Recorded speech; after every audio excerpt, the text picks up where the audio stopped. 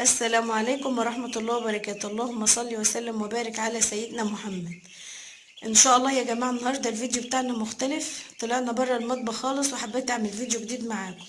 انا كده جبت فراخ بيضة اللي هي الكتاكيت الصغيرة، بس ان شاء الله يعني ايه لما تكبر هتبقى فراخ بيضة. طبعا انا عاملة الفيديو ده للي حابين يربوا فراخ ولسه مش عارفين اي حاجة عن الفراخ البيضة او اي فراخ يعني. فدلوقتي انا جايبه دلوقتي الفراخ بتاعتي. اول ما شريتها دلوقتي، شاريها النهارده عمرها كده اسبوع. فانا اول حاجه سميت الله، عملت لهم مكان كده صغير على قدهم بالشكل ده كده، على قدهم.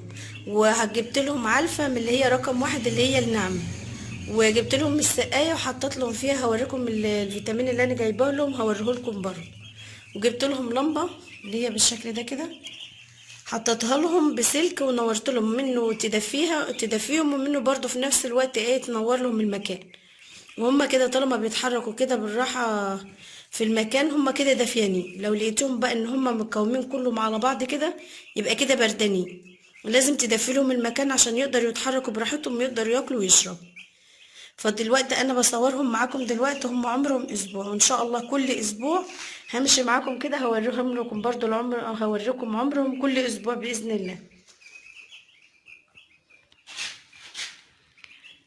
فطبعا اي حد عايز يربي فراخ ما يستصعبش الامور ابدا. انا جبتهم وفرشت لهم نشارة الخشب اللي في الارض دي عشان تدفيهم، ما سبتهمش على الارض على طول.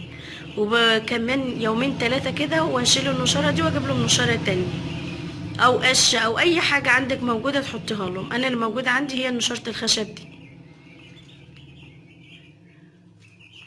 بس. فانا حبيت الفيديو، يا رب يكون خفيف على قلبكم كده ان شاء الله.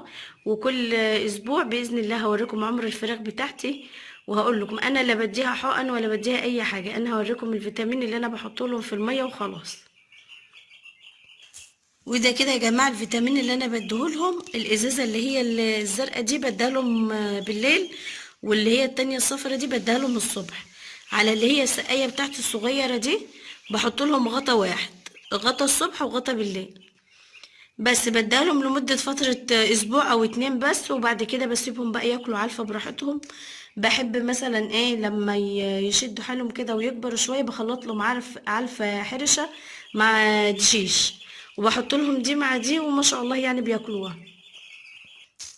والفيتامين ده يا جماعة انا بجيبه مع الفراخ من عند الراجل بتاع الفراخ، يعني هو بيديني الفراخ، بيديني الازازتين دول وبيقول لي احط كمية قد ايه على المية على طول بس. وهي الامور سهله جدا وبسيطه لاي حد عايز يربي فراخ.